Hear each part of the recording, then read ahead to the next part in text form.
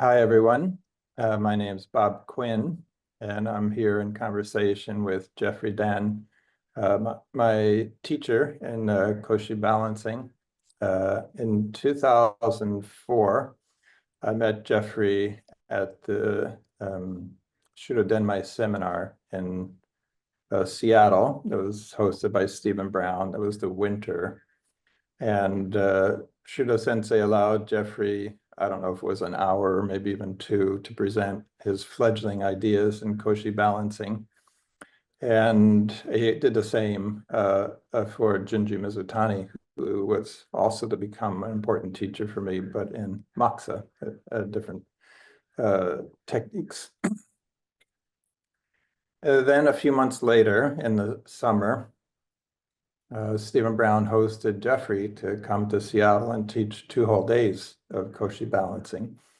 And I was drawn to it. I attended. I brought a few people with me from Portland. And it was a great gathering. And I was initially attracted because the Sotai, which was already a love of mine, was explicitly a part of this manual fused with acupuncture, with movement style that Jeffrey was calling Koshi-Balancing. And since then, I've never lost track with Jeffrey. I've hosted him. I have a seminar hosting company in Portland with Ryan Milley.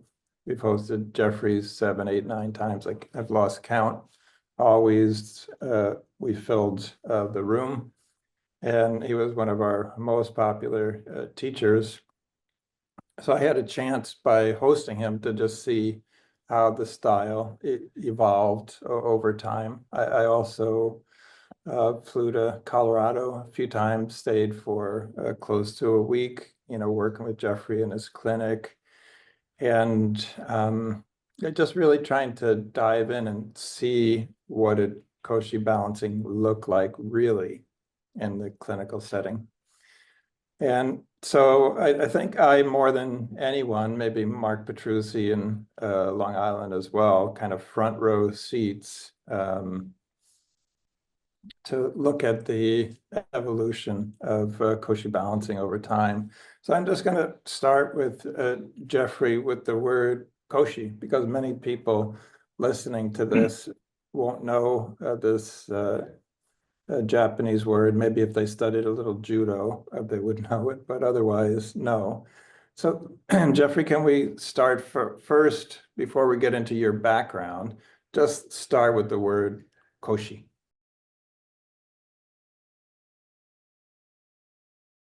Well, I had the same initial confusion about that term. As a graduate student in anthropology in the mid-1960s, I started to get involved with Japanese martial arts and started reading more of the deeper literature behind the philosophy, the practice. And what always came up was hara, the abdominal center. And I think when I went to then study in Japan, and I was at that time very involved with studying as an anthropologist the role of body-mind education in Japan's youth.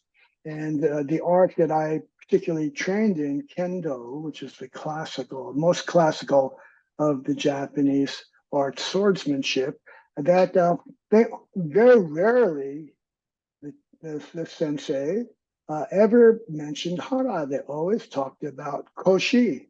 So this was a term that I had never heard of before in my studies.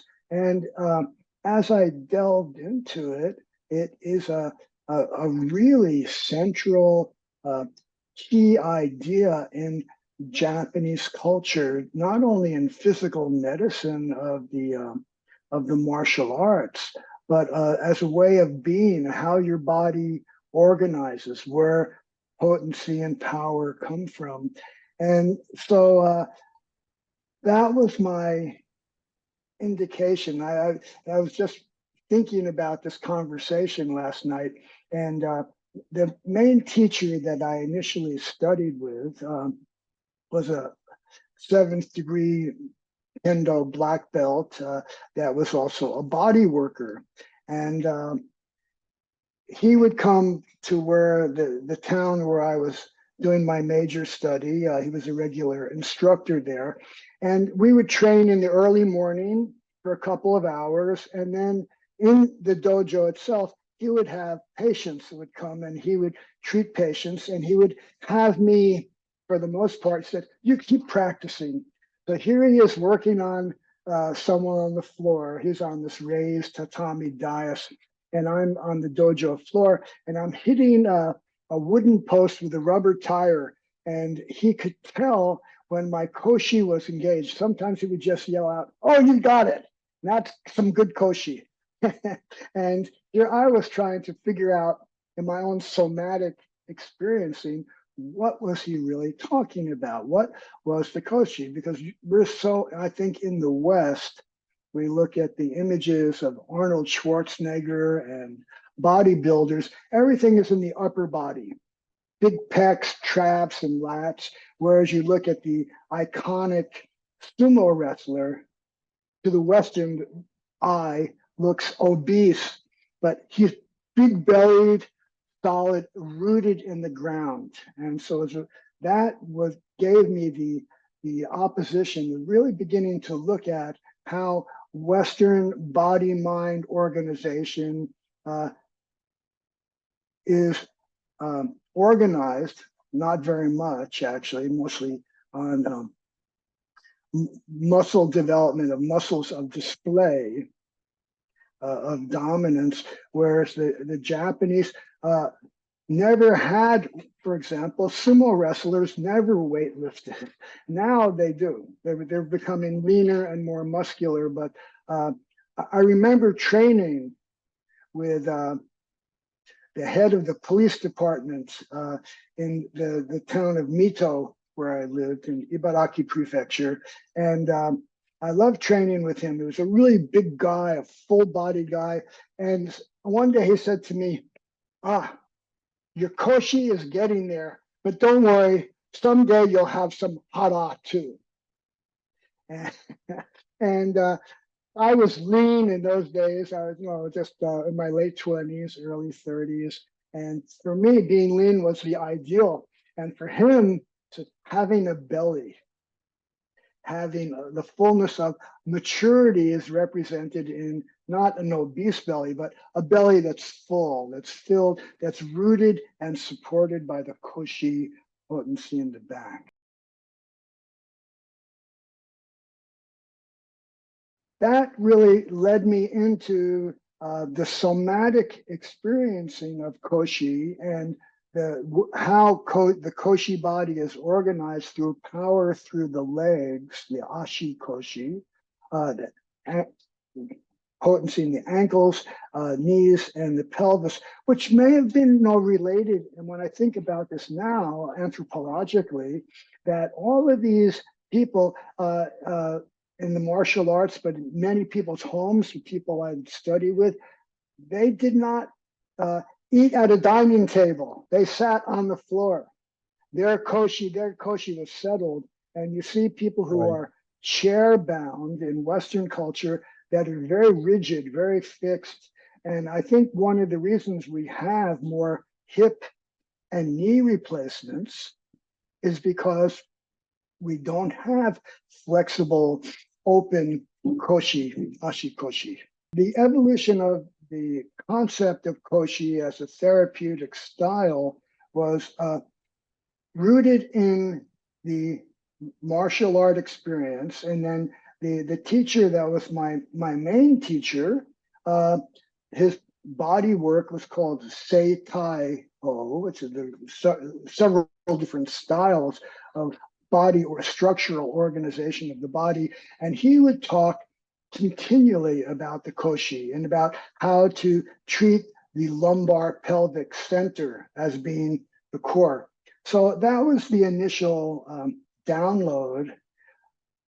And then as my studies moved more into acupuncture and traditional East Asian medicine, all of a sudden there was another map that had not been clearly taught by my teacher of the meridians. He worked on meridians, but meridians and points were not. He was more structurally oriented, thinking about is the pelvis tilted, is it rotated, what's happening with ankle. So he was much more physiologically in a Japanese vision. And then as I studied acupuncture, all of a sudden the channel system began to make sense, particularly the 8 extraordinary meridians and the role of the daimai, which is defined by gallbladder points, and then the gallbladder meridian as being the main musculotendinous channel, if we want to think of it on that level, that organizes from the feet, the head, the ankles, knees, whole body is, and the Xiaoyang part that the gallbladder is related to, the pivot, is what gave potency of dynamic movement where the whole body is engaged. And that was a huge difference to me, because the meridians, some of the structure of the meridians, and I'd say I was also very influenced by Sorimachi Daiichi sensei, who was a meridian therapist, but he had studied Sotai movement therapy, and he had developed a very structural understanding of acupuncture based on balancing the koshi, with particularly looking at unlike most of the meridian therapy colleagues of his, he developed or maintained a deep, strong needling, particularly going into the deep ligamentous structures of the sacroiliac and the iliolumbar ligaments.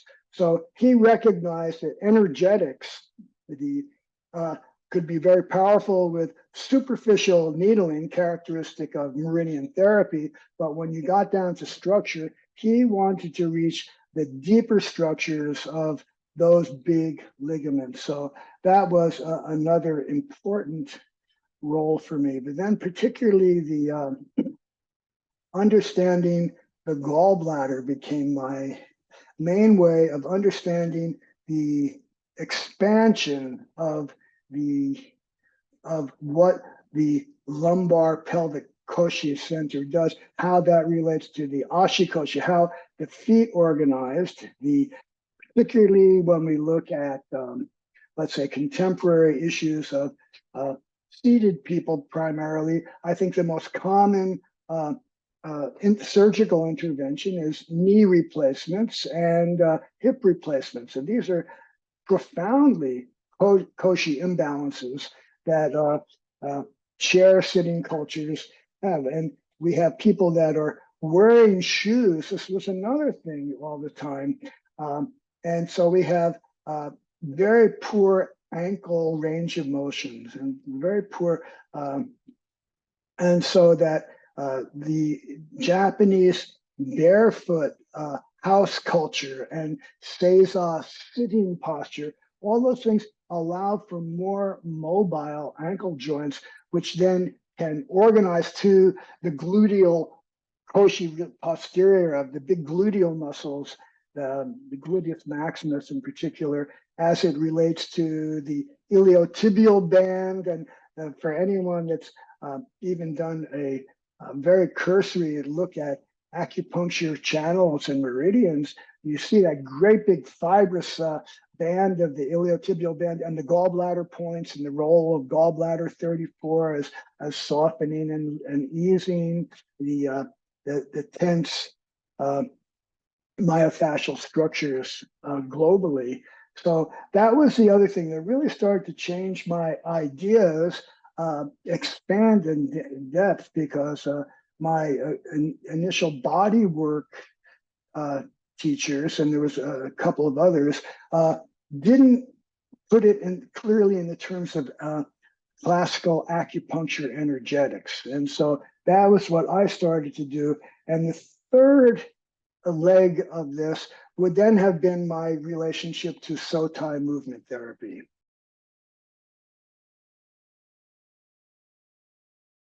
So there are, I'd say, three main Sotai influences. And for me, what Sotai does, and certainly did back in the early days, it gave a missing component of our medicine in that people come in, they have issues, we lay them down passively on their table, we do whatever we do, we take their pulses, maybe move stuff, a needle, moxa, and this, and then they just get up.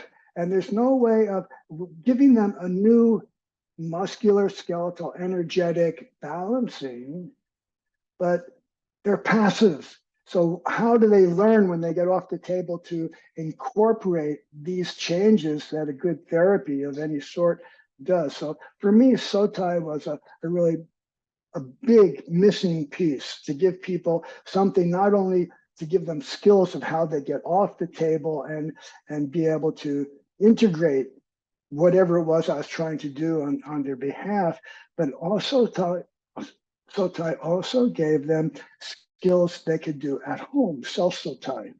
So my very first introduction to Sotai as related to the Koshi was through Peter Thompson, who I know you know, Bob. Peter Thompson may be unknown to many people. Anything you'd like to say about Peter at this point, Bob? Go ahead. Yeah, Peter changed my life. It's a long story in the telling, but just the short version, I guess, was at a turning point. I sold all my shares in People's Herbs, and I had worked so hard to get that going, and it was only just profitable for a few months, and so I didn't get a lot of money out of it, but I just wanted to kind of get the new vision for my practice because the company was taking up all the time. I was maybe treating 4 people a week, and even that was tough to manage. And so I took off. I sold my condo, stuck everything in storage, and the first thing I did was I looked up Peter because I had read, his article in the North American Journal, and Stephen Brown had at that point in time had a few phone conversations with him, and took a little bit to find him and to get a treatment. But when I did, it just so rearranged, because for him, Sotai was the main therapy. Acupuncture and moxa and shiatsu were kind of secondary and tertiary kinds of experiences in the overall experience of getting a treatment in his clinic. And of course, I just got off the table. I had to hold back tears. I didn't even recognize my body. It was so reorganized. You're talking about people, getting a new balancing. And I said, I gotta learn what you're doing here. When are you teaching this? And it turned out this was October, and in January, he had planned a course in Boston at the Charles River School of Shiatsu. And so after being with him there, I took off for Florida and was down there for months, and I flew back up to attend this. It was 25 below zero wind chill. I came up, and when I was in that workshop with him in Akiko, I didn't miss anything. I'm normally a pretty good student, but I've never had the experience of not missing anything. That, I just felt like I was a sponge, and I took in everything that he was sharing. And I just went out and started to duplicate his work. And I still had time off. I was still on I call it a walkabout. But, I was around people, so I had people to practice meridian therapy on and Sotai on. And then I went back every summer for years and just would get one day with him. And, sometimes I'd bring a table with me and I'd work on him. And I pretty effectively was able to duplicate his style, but then slowly other influences came in, and that inevitably happens. And he never took offense. The influence like Moshe Feldenkrais, like Anat Baniel, and like Qigong Tuina, and it just took my work subtly. And Sotai is very gentle, but I got gentler to where I started to call it Yin Sotai. But it all started with Stephen Brown, and the second time I studied with him, he mentioned Peter, this guy in Connecticut who studied right with Hashimoto and for whom Sotai was the main therapy in his clinic. And I didn't even know how to envision that, frankly, because Sotai for me was, 5 or 10 minutes at the end of an acupuncture session to try to integrate whatever changes I had been able to accomplish. I literally didn't know what 45 minutes of Sotai would look like. I couldn't even envision it. So it really changed for me. And of course, he's a wonderful human being, and so is Akiko. And now I'm just maybe once a year in touch around Christmas time, something like that. Still, I always will honor him as, he was the first of a wave because I met him before I met you and Junji and Shudo. Of course, I had already known Stephen. And the whole late 2003, early 2004 through the summer of 2004 was totally a pivotal time for me in my practice. I wouldn't have stayed in Chinese medicine if not for that time, because I had never had an interest in TCM, like zero from like week 1 or week 2 in my master's program. I was always looking for kind of a different style, a style that spoke to my strengths. Yeah, so, staying in touch with Peter, staying in touch with you and Stephen all these years, it really rescued me. It just totally rescued me. And, other teachers have come in over time, but, this Koshi balance that you created really created kind of a framework for me in my practice, a way of thinking, acting. And even just some basic, just you and then later Dan Bensky, just getting me to slow down, right? Just figure out, just let the patient feel my touch, figure out what's going on. Don't rush right into doing things, right? And I'm sure it took 7 or 8 years of you saying, Bob, slow down, slow down at the front end of things here. And gained so much from studying. It was 2004 to now, it's 21 years. That's almost 21 years, I'd say. Actually, right around now. It's the right time of year since I first met you. It's 21 years, and I can mention. I already mentioned that TCM wasn't speaking to me. In my second year, I wrote a prayer, and I kept it in my wallet for a long time. I don't think it's there now. But I think I have it saved in a box with other mementos. I asked for teachers, and I asked for the personal wisdom to recognize them when they came, into my field. And that prayer was answered, so richly, so many times over. You, Stephen, Junji, and so on, many others, Bensky, Dr. Bear, Stephen Schleipfer, all these people who've really contributed so much to make me a reasonably skilled clinician, which I was not at the beginning. Listening to you give some of your own history, brings back more memories for me, especially talking about Peter. So if I go way back, when as a PhD candidate in 1965 at the University of Washington, where I started to get involved with Kendo. But as a graduate student at that time with the Vietnam War, funding for doctoral programs was really diminishing. And they only would get money for kind of counterinsurgency studies. And I was involved with that. I had left the graduate school, joined the Peace Corps, went to Turkey, came back, that didn't work. And so I decided we were going to move to Hawaii as a communal new social experiment. And that's when I got involved with Kendo. And I loved it. And I became part of the Big Island, Hawaii Kendo team that was then sent to LA for the first World Kendo tournament in the United States.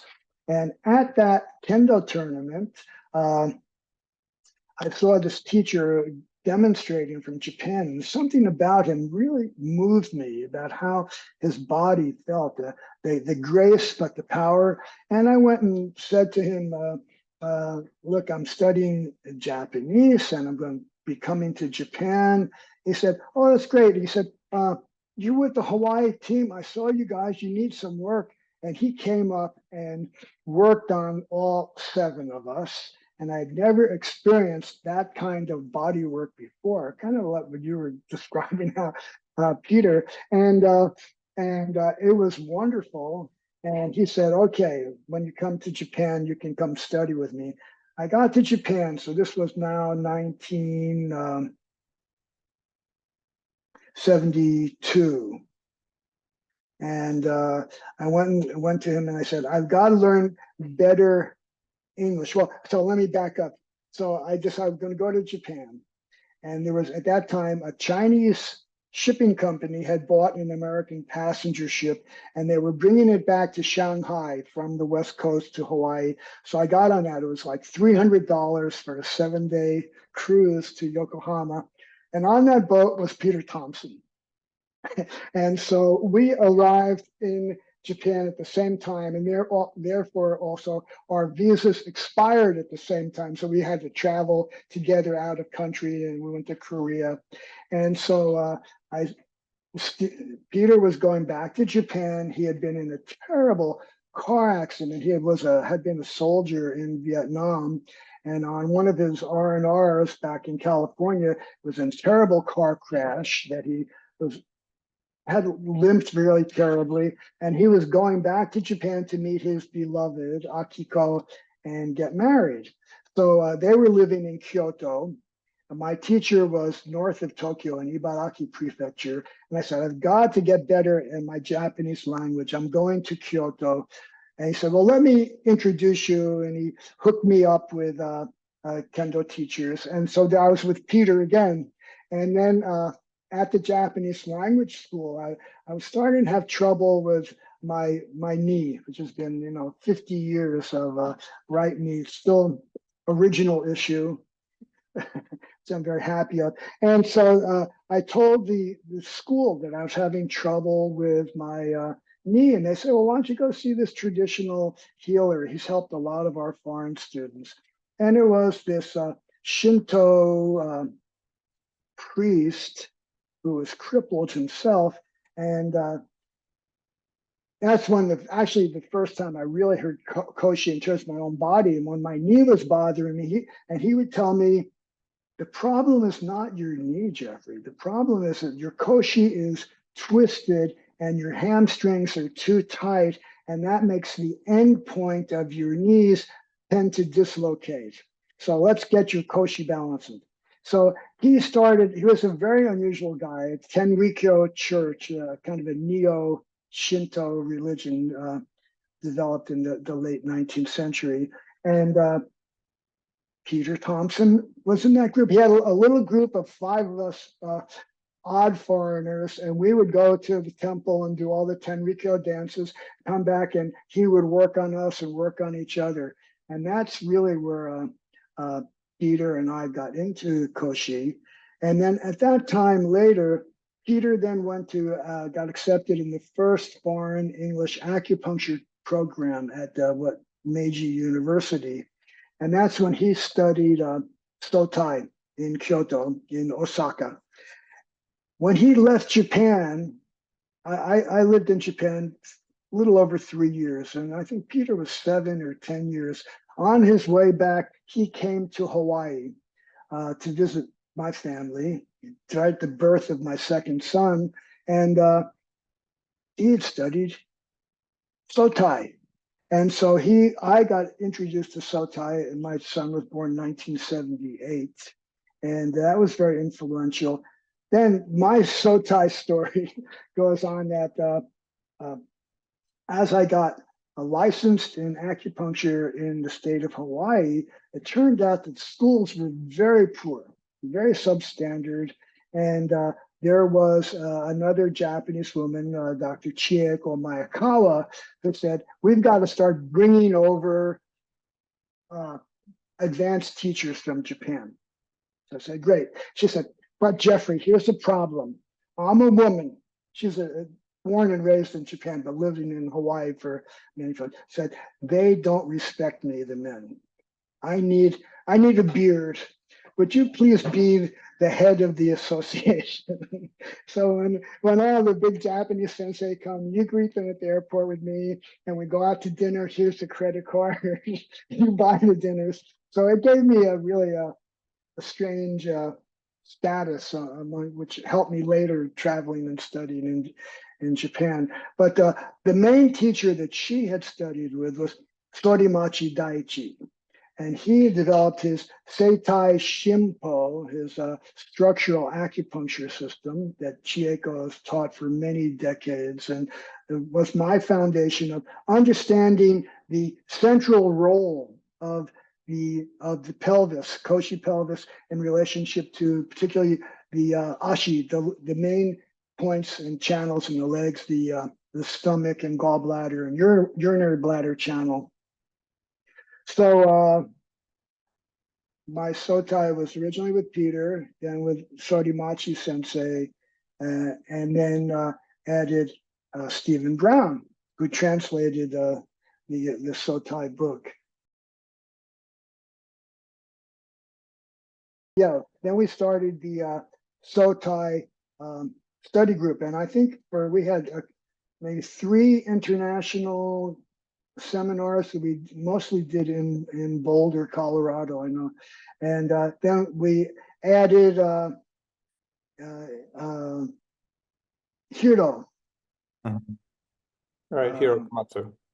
Yeah, Hiro Komatsu. And he developed, and it was wonderful. He had just another expansive, light way of doing his yin, his version of his Sotai Intuitivo, which was very gentle, and his skin Sotai. So jumping way ahead, I see Sotai as a movement therapy that can respond on different levels depending what types of myofascial level of organization you're working on, as well as the energetic channel aspects of it.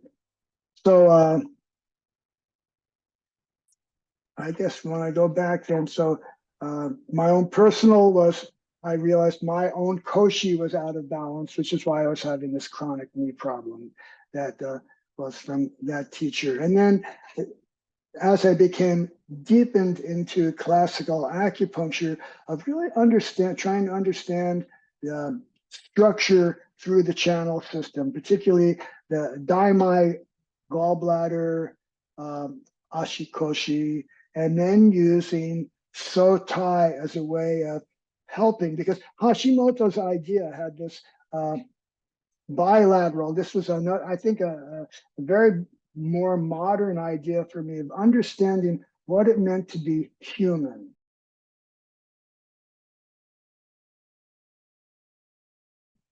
And to be human is to be vertical, to be bipedal. And what happened to our body mind when we went from being a four-legged or semi bipedal, let's say like chimpanzees or other primates, but they're not fully erect. Their knees don't fully extend.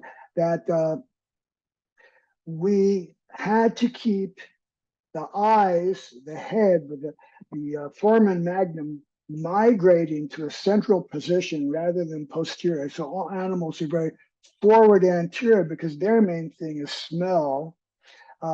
And us being more vertical with the foramen magnum being more central underneath, the head is erect, is for the eyes to see the distance so that you have a relationship between the eyes and the pelvis and the vertical organization. So that goes to that idea of how you have a chong, a center line, but when we're walking, and that was what the main, I think, as an anthropological evolutionary idea, what came first for people now we realize is bipedal came before brain expansion. So that the earliest hominids developed, they moved onto the savannas and they would walk for long distances, and that freed up their hands. So you get the hand brain stimulus happening, all of those things, so that the vertical line of being long distance hunters, and that's another interesting way the ancients would hunt, is that we lost our body hair. So we could walk for long distances and sweat, whereas a furred animal, let's say like an antelope, they can run much faster, but they can't go further. At some point, they overheat, they have to lay down and re-regulate their body temperature. And that's when the earliest humans were able to get more meat, was just by persistent tracking, is what they would call it. And so that developed then the more of the brain development. But the point I wanted to make here is that in order to walk long distances, 70% of the time, we're only on one foot. This is bipedal organization, but we have to keep the center line.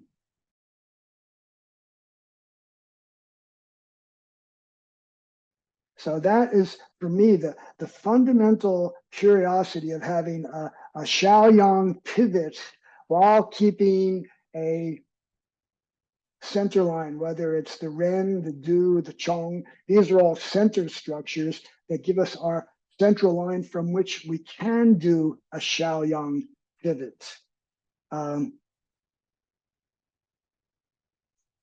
So pause. Where was I going with that?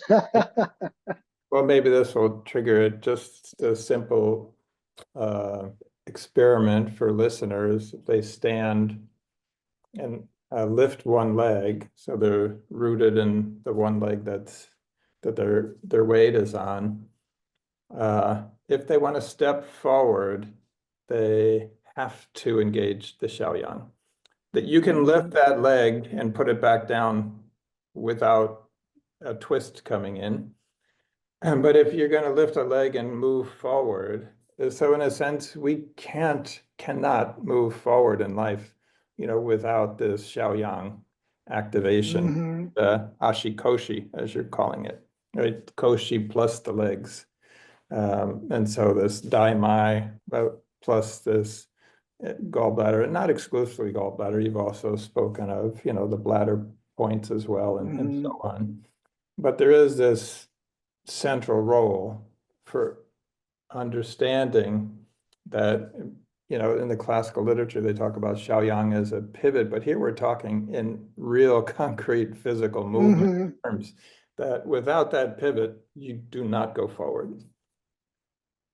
Right. And so then understanding how Hashimoto then said, an imbalance, let's say, in the right ankle, either everted or collapsed, that stress shifts to the opposite leg. So from the ankle, it goes to the opposite knee. And if the knee is trying to compensate, then the next compensation as we go up the chain response to gravity would be the opposite hip.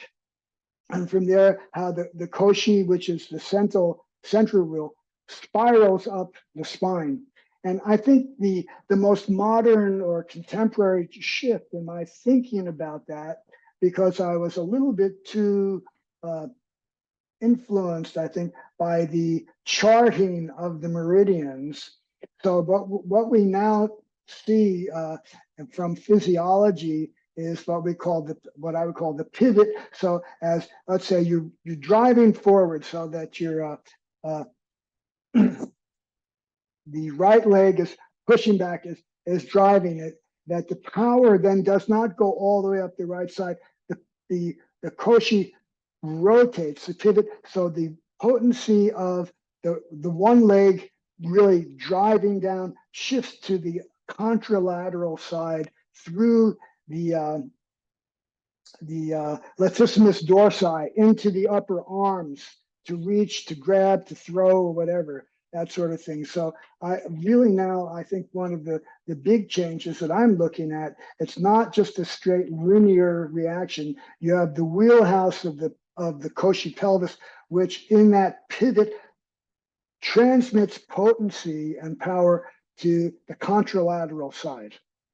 And so that has changed a lot of my mind, how I'm looking at and palpating and treating the thoracolumbar fascia, that T12, L1, L2, L3 to the kidney back shoe points, are much more how that a problem on those, say the left SI, weak gluteus maximus and gluteal groups, that pattern is going to, you have to look at the contralateral side going up, because that's the next compensatory area.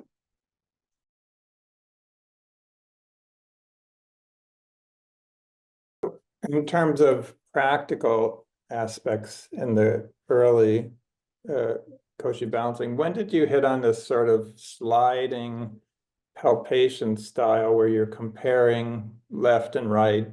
So you're sliding up stomach or up gallbladder, you're standing at the feet, or you're comparing gallbladder 41, 42 left and right, or liver 2 and 3 left and right, or kidney 3 through 7 left and right, or that sort of thing. Where did you develop this kind of sliding comparative palpation style? Yeah, I think that came from the Sotai understanding of this, the process of patterns of distortion, this alternation from one side to the other. So I would check the ankle, check the opposite knee, check the opposite hip, and then I compare, let's say, classically, because the gallbladder is what entranced me, right? Okay, look at gallbladder 43, look at gallbladder 40, the gallbladder 34, all these big axes of joint transitions. So that, what I realized that what Sotai was really doing, that the healthy or positive effect of being bipedal is that there's a smoothness that can alternate. And when we have an imbalance, though at those axes, whether it's going to be at the toes, the ankle, the knees, the femoral attachment to the front of the pelvis, these are critical transmission points for the transmission of power through the Shaoyang pivot. And so it was manually doing Sotai assessment that idea started to really become more clear. Yeah, that's my recollection of those early years was we had a list of zones. We were calling them even Koshi zones, like gallbladder 40, 34, liver 2, 3, kidney 3 through 7. Those would be some examples that come readily to mind. Gallbladder 31, 32. The 31, and then 27, 28, 29. Yeah, and gallbladder 29 for the tensor fascia lata that tones that iliotibial band. Yeah, I know those were all structurally really big, but I hadn't seen in our literature anyone that kind of put them together as an integrated system. It was there. It was there, but hadn't been, in a sense, articulated as a therapeutic diagnostic or treatment style.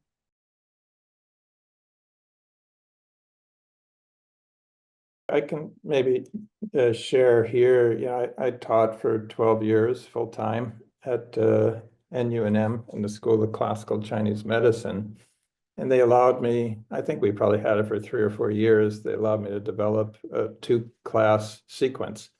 This was for the acupuncture standalone program where they were not getting herbal medicine. And so that we wanted some courses to really make these people acupuncture specialists, because the others were really, it was a program where the herbal medicine was emphasized. And we called it Embodied Acupuncture 1, Embodied Acupuncture 2. So 2 12-week classes. It was 100% Koshi-Balancing. Just the Embodied Acupuncture 1 was supine. And Embodied Acupuncture 2 is prone. And the evaluations, I mean, my evaluations for my other classes were always tended to be pretty good. But the evaluations for this class, this class sequence, they were just so over the top, things like, you absolutely saved my career. Well, these are students. What do you mean I saved your career? You haven't even started a career yet. But they had been so turned off because, first of all, the needling they were learning in their other classes was quite painful. They're working with thick needles, doing quite stimulating techniques. And if they were a sensitive kind of person, they didn't really respond well to that themselves. And they were learning to do that to other people. And also it was so heady, right? Everything was just so theoretical. And here I was teaching them the way they described it is I was trying to teach them to think with their hands. Well, it's not true that you don't need to be able to think in Koshi-Balancing. Of course, you need to be able to think, but it's a different thinking. And the information that your hands can get from the patient's body, that's crucial. It was really being ignored in their other classes because the palpation they'd learn would be, like this. Does this hurt? And the patient say no. And so you move right next to it and push even harder. Does this hurt? Just looking for, quote unquote, usher points. And so I, even though I was already convinced myself of the value of Koshi-Balancing in the greater field of traditional East Asian medicine, seeing how those students at the front end of their career, how they responded to these ideas and techniques, that's what really cemented my conviction that this is an important contribution that you've made. And then, of course, I've taught it in Europe. Was it 2 years ago, I think, that I first introduced Koshi-Balancing to the German-speaking world, both in Switzerland and in Berlin.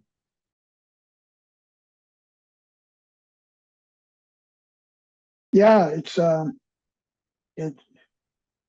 been very people. I really tell younger acupuncturists now and beginning, acupuncture is a manual medicine. And it's so easy to just get caught up with the energetic qualities that we all, I think, grew up thinking, well, meridians are just a conceptual convenience. It's an imaginary line of how we hook up acupuncture points.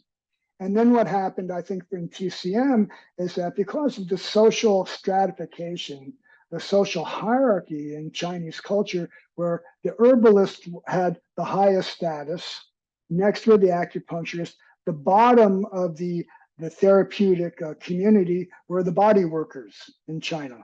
It's still that right? way.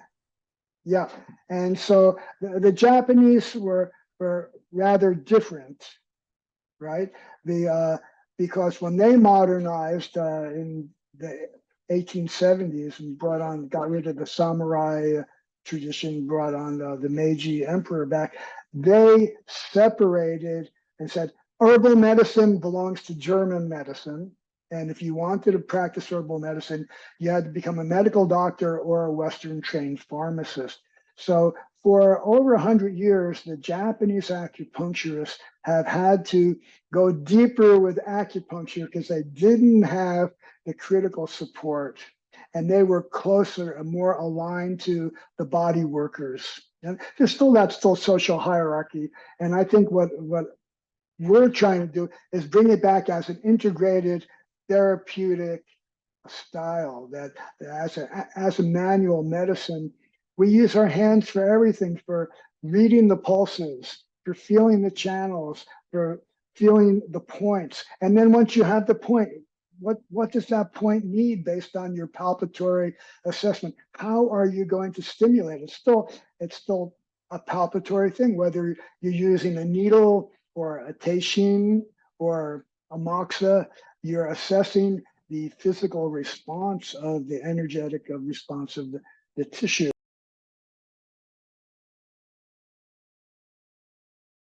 I think then that what's happened, the other addition that has affected both of us in our work is, and for you, I go back to Bucky Fuller, that less is more. That the old styles of manual medicine, acupuncture, even I'd say in Japan, when there was an agricultural and early industrial labor, hard laboring community, so different than when people urbanized and became office workers, sitting all day, eating fast food, and then add the impact of the internet and sleep deprivation. We modern people have really different bodies than our ancestral people that were more on the farm. And so Bucky Fuller's idea of less is more was manifested in how the Japanese developed more and more gentle techniques, and the development of the teishin is an expansion, is a great. So that was a very powerful moment for me. And then my own engagement with trying to understand anatomy, Western anatomy, in terms of our theories, our classical theories, is that the muscle and fascial structures come from the mesoderm, where the brain, the nerves, the nervous system, and the skin all come from the ectoderm. So that skin stimulation for neural and emotional and that kind of regulation, beyond, let's say, having a pulled muscle or a torn tendon or any of those more physical, you can get better response being more superficial and attending to how that is manifesting on the quality of the skin and the superficial fascia. So, and we could extend that outside of medicine, even look at, parenting, another of Fuller's concepts. And he wrote that, this idea of less is more, he wrote that as one word. We've talked about that as a verb, more with lessing, but he also called that sometimes ephemeralization.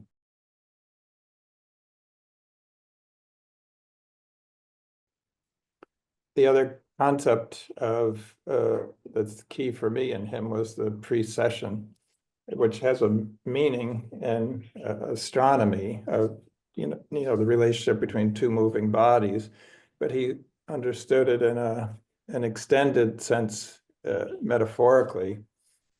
It's about movement at 90-degree angles, but he said his prime example was a bee going for food from a flower. That to get food for one hive, that's not that big a deal in the grand scheme of nature. but they're going to visit thousands of flowers and propagate them in the bargain. That's far more significant. So the unintended outcome was far more significant than the intended outcome. Another example would be I go to the grocery store. I say I'm a poor parent who hits his kid. I go to the grocery store for milk, and the mother ahead of me with a child who's having a tantrum, and I watch her handle it beautifully without ever hitting the child. And I think, oh, I've really been blowing it. I've got to change the way I parent my child. I went there for milk. I got the milk. Is that milk a bigger deal in the grand scheme of things than a parent changing his parenting style? No. So Fuller said nature is precessional. That's happening everywhere with everything we do. We're spinning off all these unintended outcomes that are actually far more significant than the things we're trying to accomplish. So I think of that with our work as well. Simply look at the quality of touch. You know, we've talked, you and I, about this many times.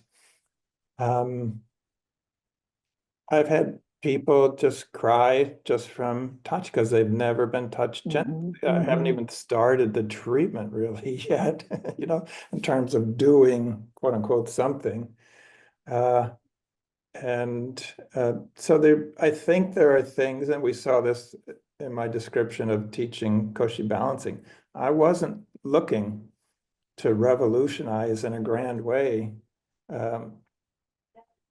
you know, the program at NUNM.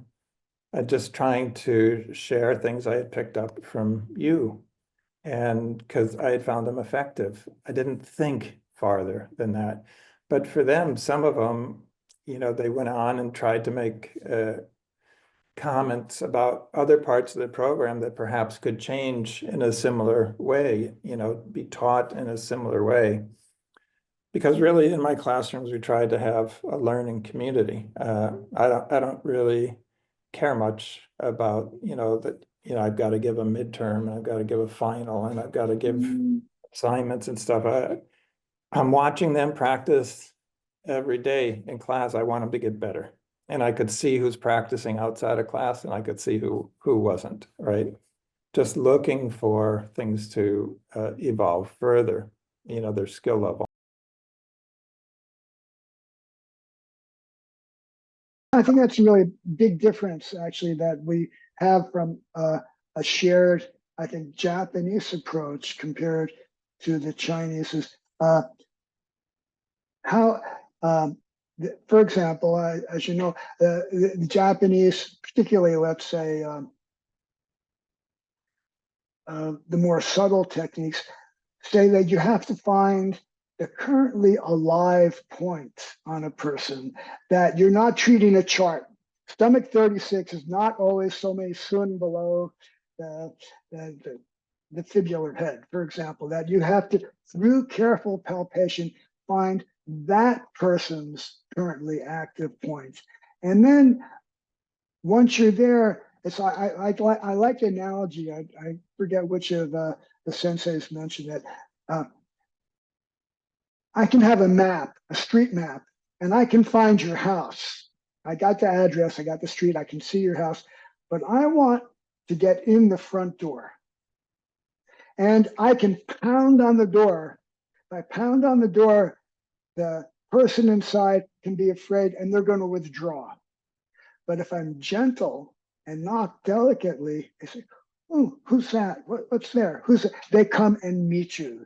So this idea of being more and more gentle with more precision and with more clarity just fits so well with Bucky Fuller, but with how you're doing it even at the skin level. Even the Su Wen 5 talks about the progression of disease, and that the superior physician treats it before it penetrates into the body. And that means it's being felt at the most superficial levels. So,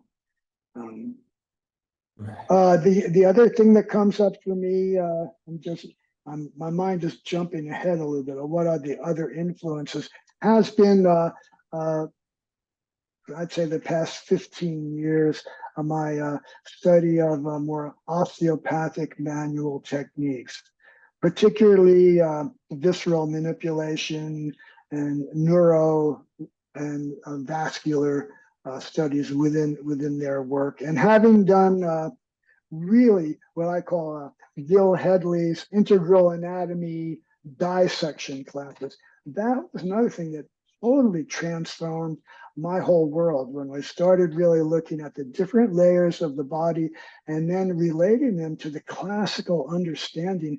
The ancients in China and Asia, they understood all of this through palpation without dissection.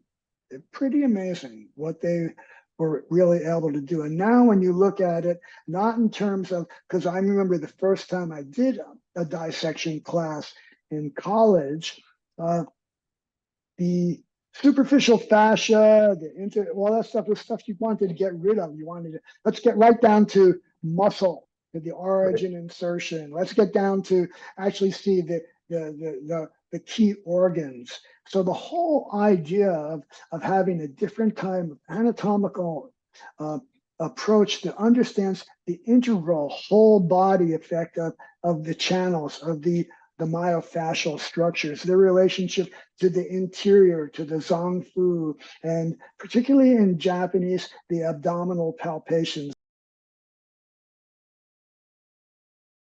The points are really powerful. They were understood palpatorily without dissective display. So I've written about this. I was so confused how we've used stomach 25 as kind of the main moot point for the small intestines, right? But anatomically, there's nothing really unique about that point location. But you go up one, stomach 23, and then we get to the sphincter of Oddi, and you get to the ligament of Treitz on the left side. All of a sudden, this better anatomical clarity of inter-organ relations in the role of the fascia and interstitium and fluid movement makes perfect sense to deepen and expand the classical knowledge without rejecting any of it. And I find that really exciting. And the way that we all have learned anatomy, the biceps origin, that is a useless way. You can't discuss the bicep without showing the tricep and their fascial relations and their joint relations. So that I encourage most of my acupuncture students, get smarter with your hands and let contemporary anatomy inform your hands as well. So yeah, so that was the big evolution I saw in your way of practicing Koshi-Balancing, was bringing in this Baral Institute understanding and the techniques, assessments and treatments in the Hara primarily. Because it's kind of interesting, and I saw this with my studies in Shakuju, is that they'd always do this demonstration, find all these tight tender points in the legs, as if they were doing basically a Koshi-Balancing exam, marking points with a mock pencil, then just go through and treat the Hara, kind of 3 rounds of 10 or 12 contact points with either a Taitian or a non-inserted silver needle. And then you go back and you revisit those points, and you could also find like gallbladder 21 or large intestine 10, 11, places where you're mostly going to find, excess muscular tension. And after 3 rounds of going through the Hara, most of those tight tender areas are relaxed. Either they're not tight, they're not tender. As you say, 70, 80, even 90% in some cases of those points, the tension has been released. I love how you demonstrate that in your work. It's so clear and beautiful. Yeah, it's a way of economizing, Koshi-Balancing. If we start the way we used to, finding these comparative left-right tight areas, and in theory, you could say they all need treatment, but then if you treat the hara before you go to do the leg point treatment, you see, oh, I don't have to treat nearly as many as I thought I did. And it just demonstrates just how important this idea of hara is. And can you say something about maybe is hara and koshi sort of a yin yang pair? Yes, very, very, very definitely. So when you think of the hara, which in our Judeo-Christian culture, the heart is in the chest. I think the ancient Chinese, and more particularly developed by the Japanese, they the heart actually literally rests on the diaphragm. We really tend to say, I see our heart way up here. The heart is really actually the bottom of the heart. It's in direct contact with the diaphragm. So therefore in direct contact with the liver and with the stomach and with the major neurovascular parts of the gallbladder, the digestive system. So there's a sense of integration, which is very different. So as the emotional center of a person, the Japanese related into the hara. That's why culturally you saw this extreme manifestation of harakiri, to cut the hara, the seppuku, because that's where your soul resided. It's not just a digestive function. So, but the potency of the hara is represented by the Japanese concept of fudoshin, the immovable mind. So you have the viscera as being the ultimate yin organs, but like a diamond in the center of that soft viscera of all the zangfu, you have this immovable mind. That's the yang part that can just keep that rock steady. The koshi is the physical manifestation that moves with the hara in response to the hara. So the immovable mind, a strong hara, allows you to withstand whatever comes at you, despite how you're moving towards it or away from it. And so I see them. It's a very important pair, and I think. Not only theoretically, but practically, we really do need to treat both. We need to treat the hara in the front and its partner, the koshi in the back, that mobilizes. And so when we look at, for example, the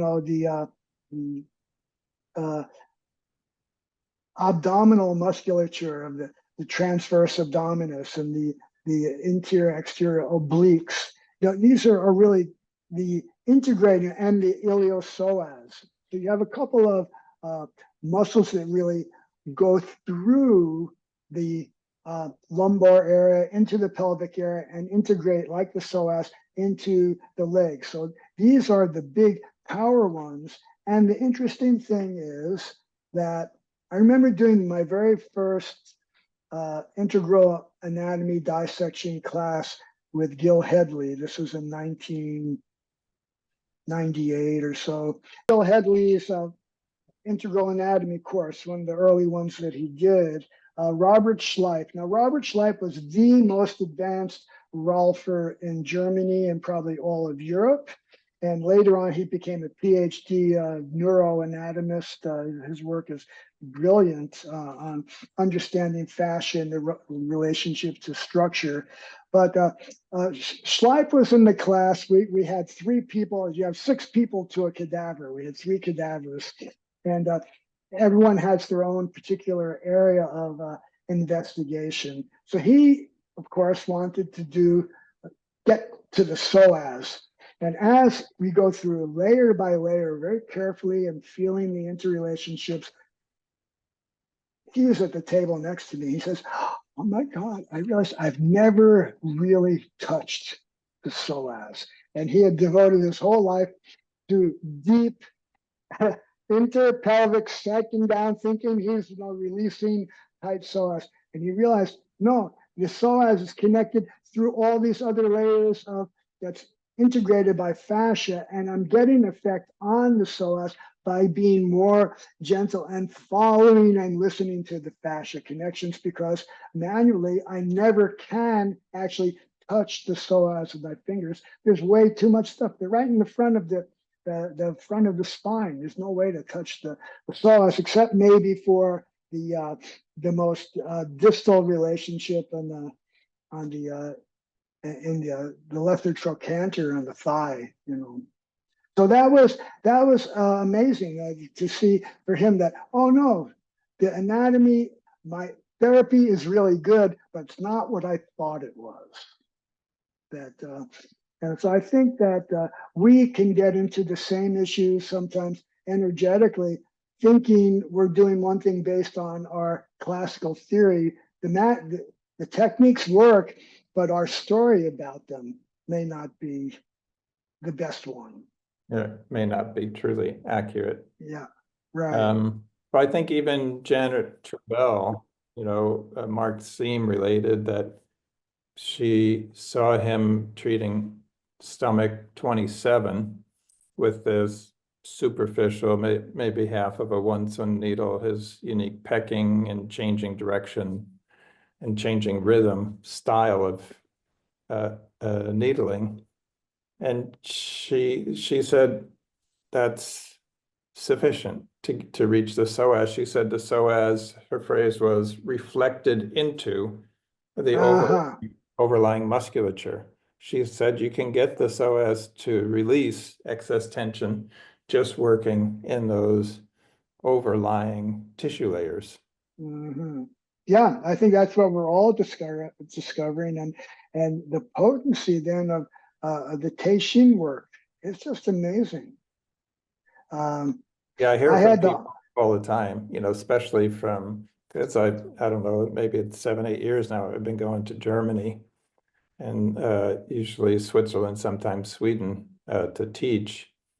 And, people follow up and send me emails and they come back and take the beginning class again. Usually I teach in Berlin 2 classes, one like the Koshi-Balancing one or like core elements of Dr. Bear style, but I always teach the beginning class. And some people have taken the beginning class numerous times and they just say how the Taishan is completely revolutionized their practice, that the patients are reporting better results, they're happier with things. And Toyohari style in Europe is a lot more widely studied because even Birch and Junko, they just have so much energy to keep pushing, keep offering the basic training series. And so people, if they go through Toyohari training, they've got pretty good skills that they acquired in the training for working gently. But Koshi is something different. It's not theory-driven, married to the 5-element thinking, absolutely. As we do in the beginning of the way you presented Koshi-Balancing, we would do a root treatment the way doctors would understand it. So we're not pushing the kind of neoclassical Japanese approach aside. But then we really do go into the anatomy. It's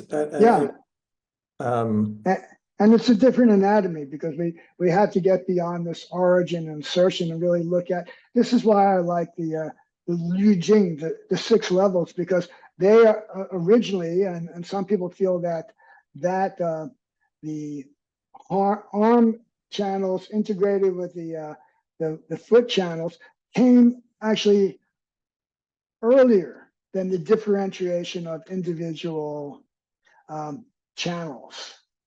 So that the for the if we do the stomach and large intestine, the Tai-Yang channel, or the gallbladder and the triple worm. So the upper body channels are integrated, and we have a very the classical of just the 12 channels doesn't have that level of integration. I think it's really valuable and useful to bring them together to see why points on the arm can help points on the leg, or vice versa, that they are related. Well, we talked about 21 years of studentship with you. Maybe we could just mention here as a way of kind of bringing this to a close, and we can have future conversations. But this idea of finally putting out a book on Koshi-Balancing. And we can also say, by the way, for people who are watching this and wonder how can I study it, that you recorded something for Blue Poppy. So the Blue Poppy Continuing Ed right site has a Koshi-Balancing course that they can take.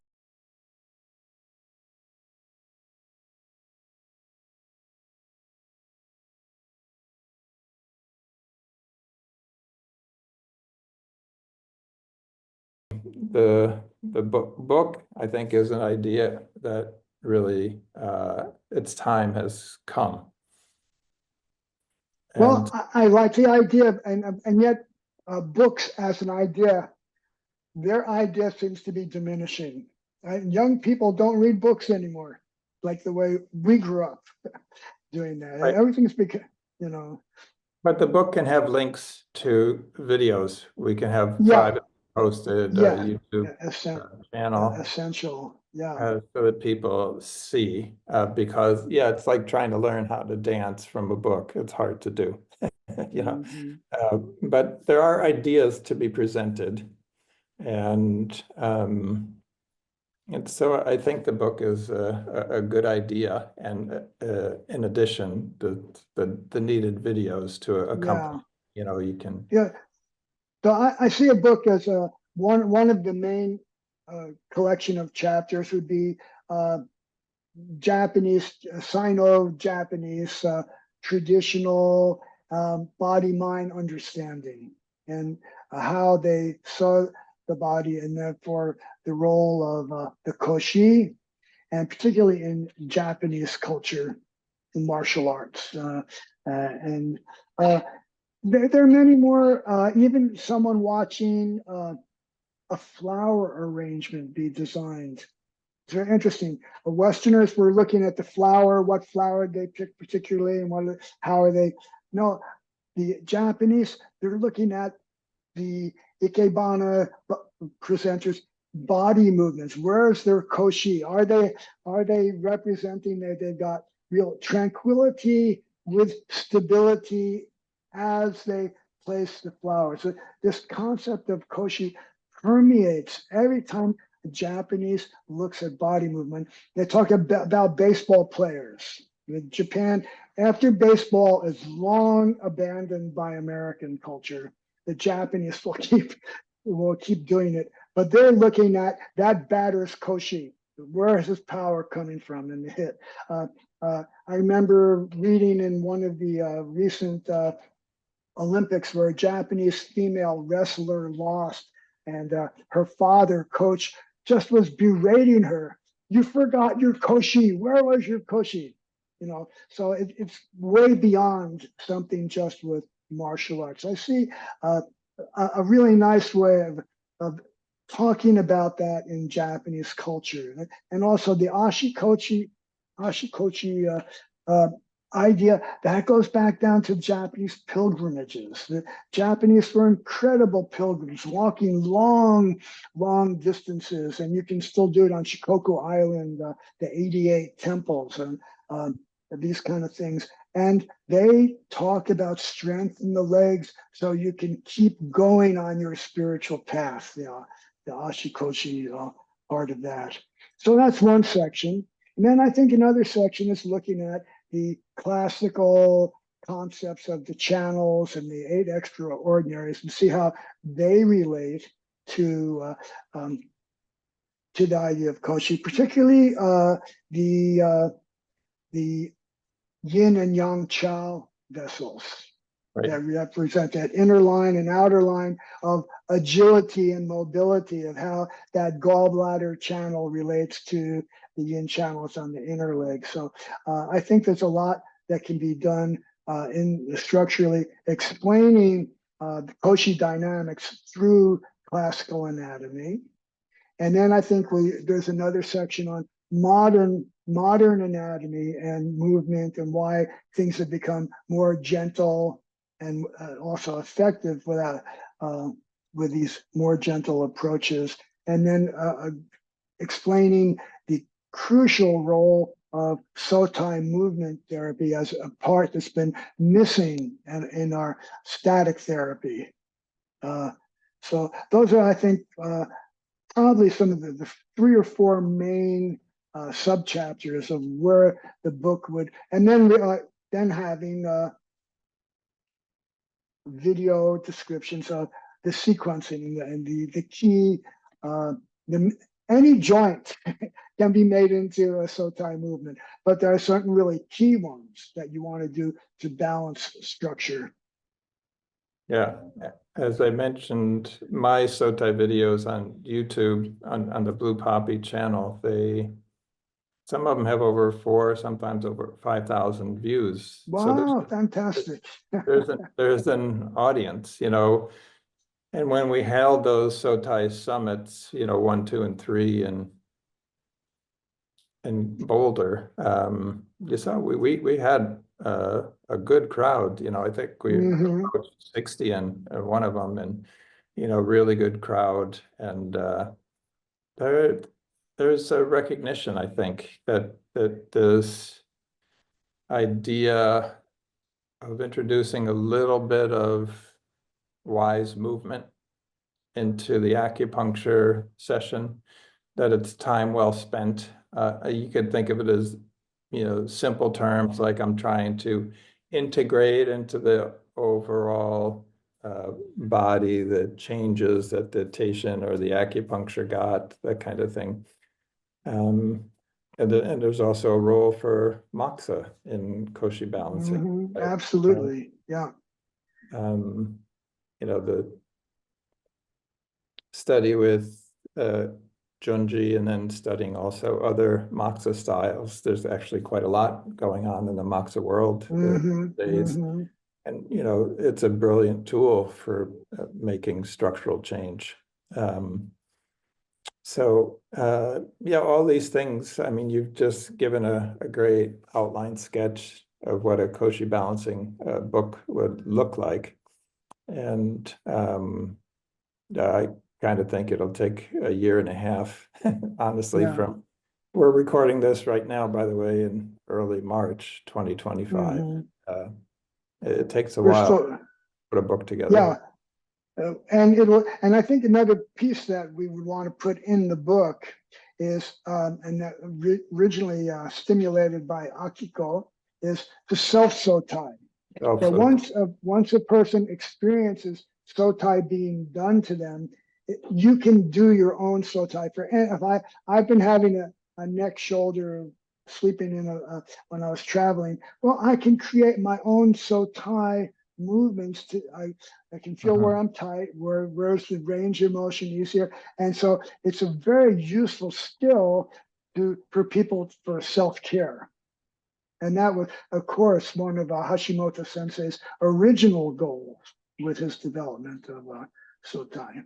Right, when he had his own TV show there. I just read, by the way, on Facebook that Frank Lloyd Wright, 1/3 of his life's work was accomplished between the ages of 80 and 92. Yeah, I love it. I'll be 70 in a few months in July, and you're over 80. I can't remember how old you are.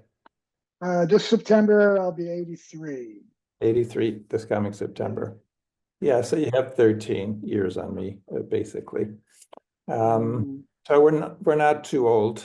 We're not the over the hill Viejo gang. I love how you're taking on this work, Bob, and bringing it to Europe and bringing your own. You are such an integrative learner, and I think that with all the different streams of manual work that has and conceptual work, I love how you've deepened and expanded the Koshi-Balancing. Totally support it. And I think that's one of the big differences why we're doing it. Both Japan and China have, they're more rigid, that you join a tradition and you stay in that tradition that you learn from your sensei. And it's kind of considered bad practice to go to someone who has a different style. Right. Any of us that have lived in Japan, you always will get excommunicated as soon as you start saying, oh, that looks interesting. I was over there talking to that person, you know, and that can get you kicked out of the group. And so that the Western, well, say the European and American, we're much more integrated. We're keep putting, how do these things all fit together? Whereas many times, I think in Asia, it's like, no, this is tradition, you don't mess with it. And interesting to me, when I was invited to lecture in Beijing in 2016, so not quite 10 years ago, and I was bringing them back the structural stuff and reintroducing the teishin to one of their, their original 9 needles from Ling Shu 1. But no what book interested them the most, the biggest selling English book, was Tom Meyer's Anatomy Trains.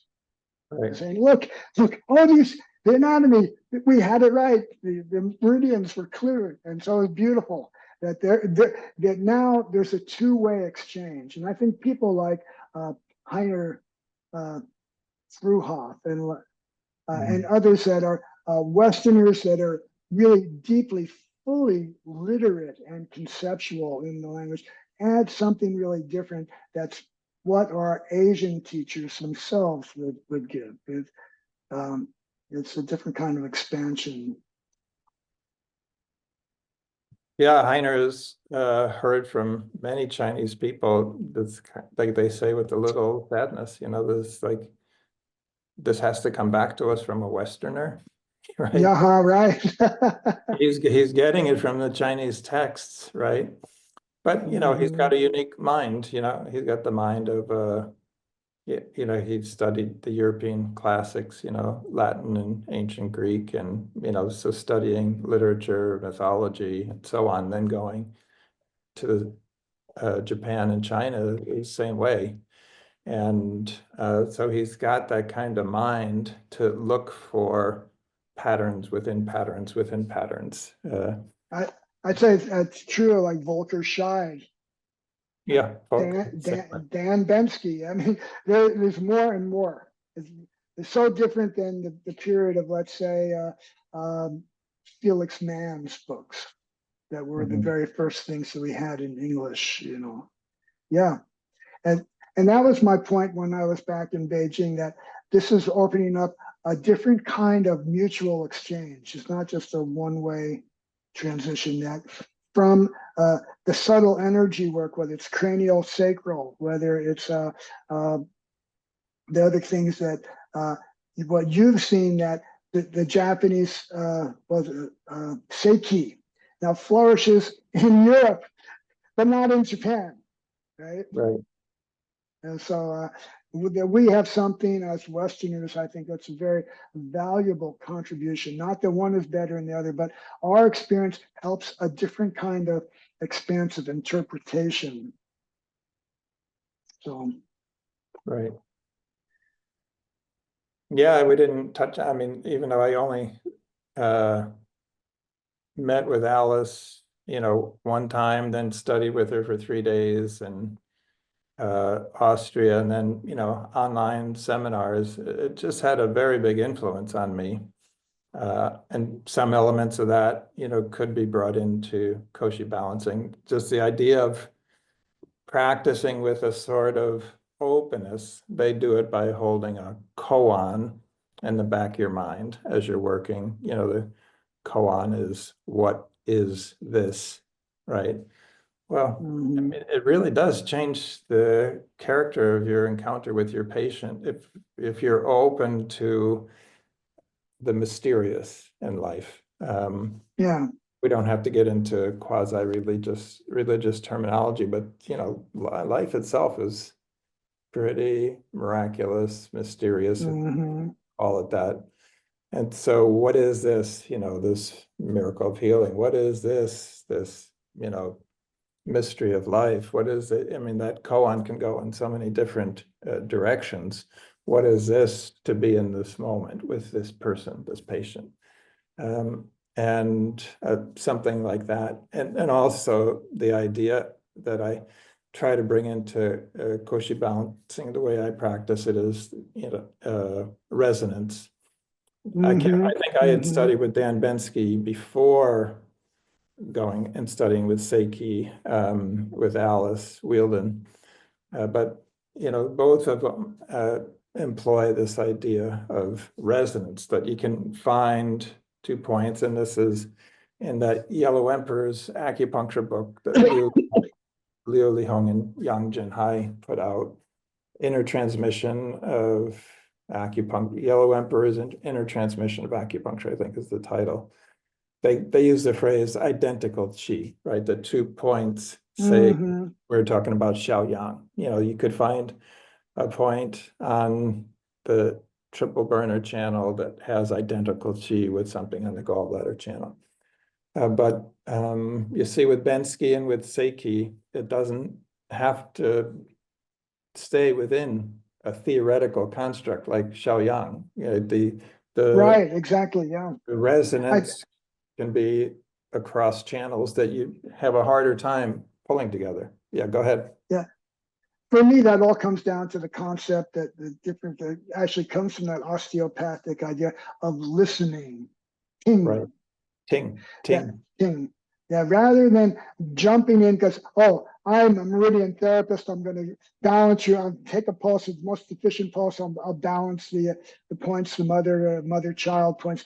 That Right. is laying a protocol on a person's body.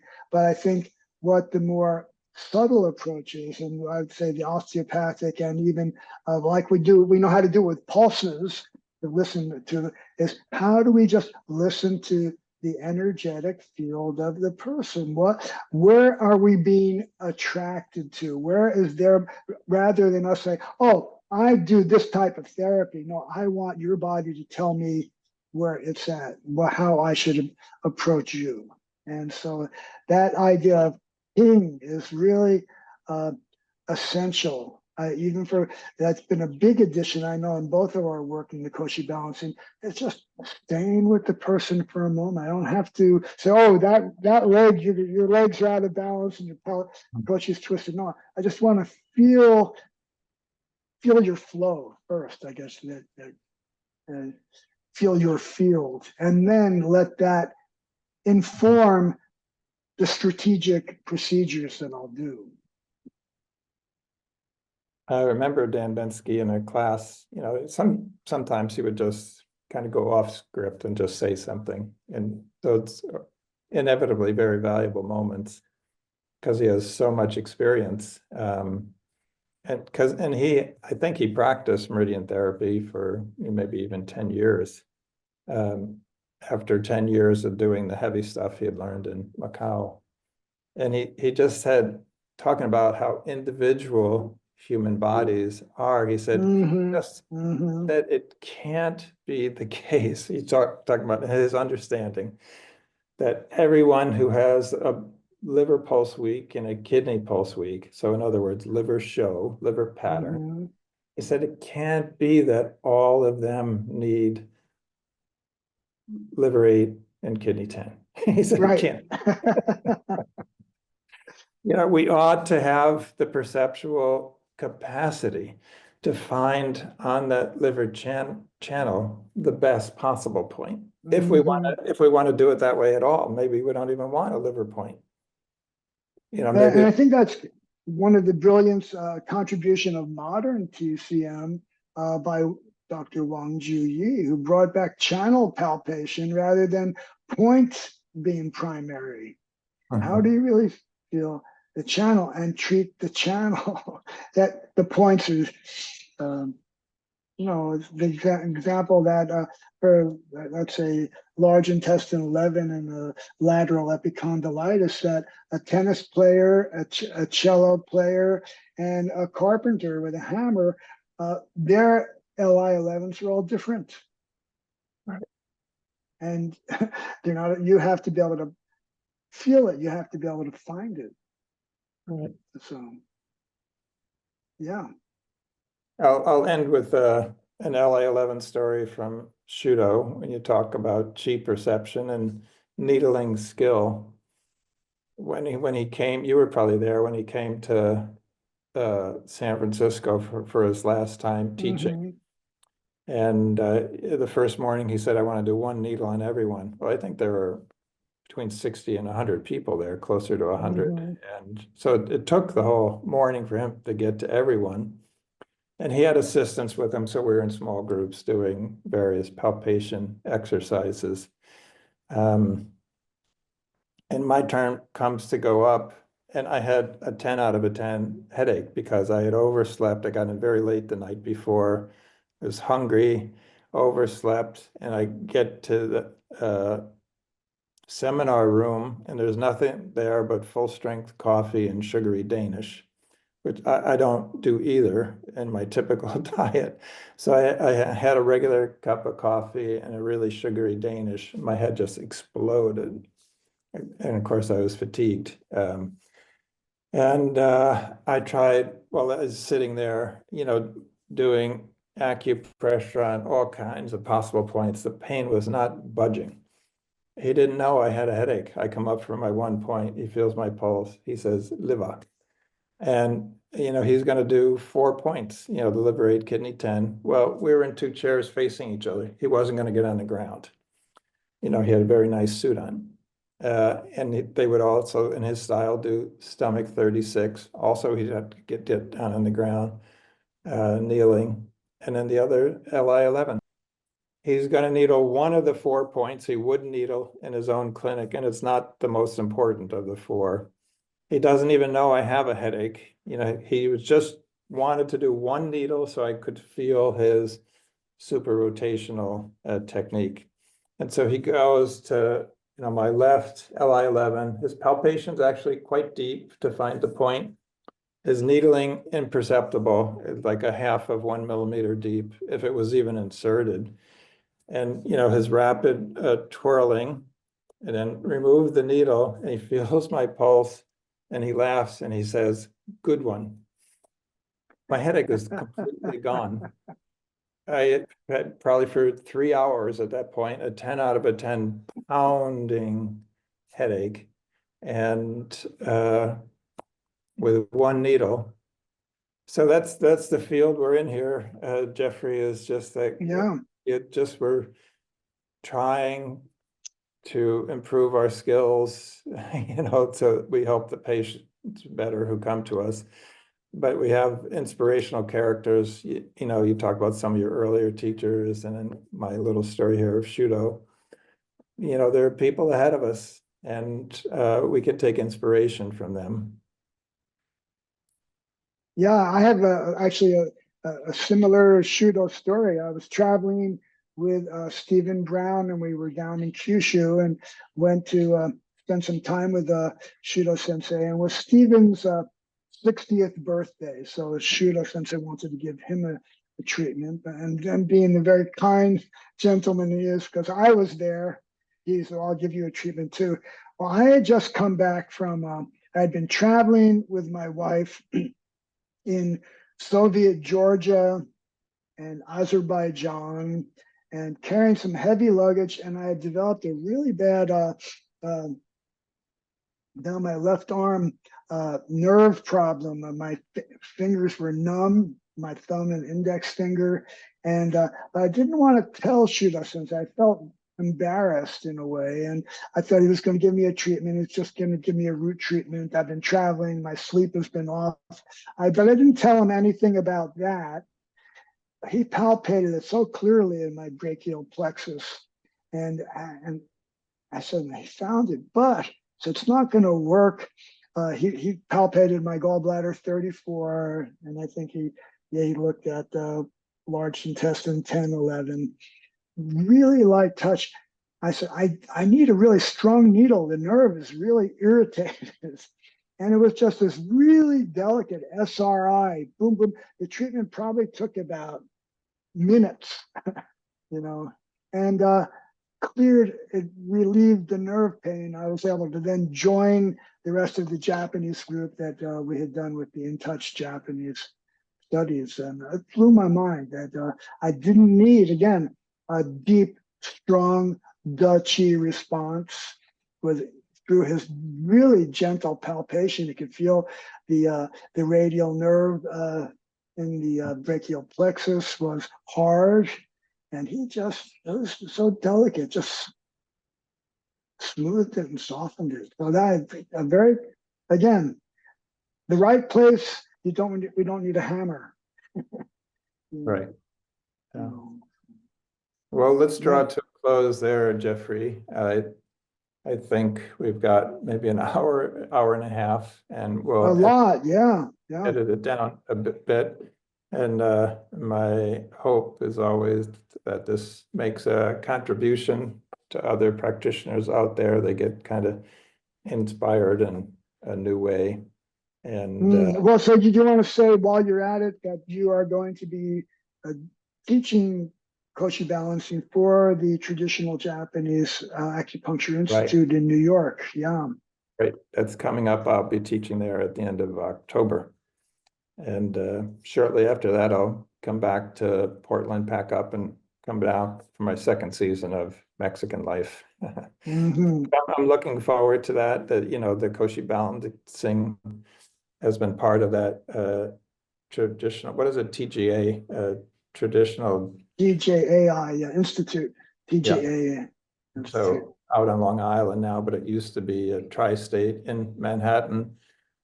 Since its inception, Koshi-Balancing has been a key part of the basic program they offer. And they're doing a real service. That's Mark Petrucci. I mean, at this point, Mark is so good himself, he could probably teach all components of it himself. But it's nice that he brings in other teachers. So I'll stand in for you this year.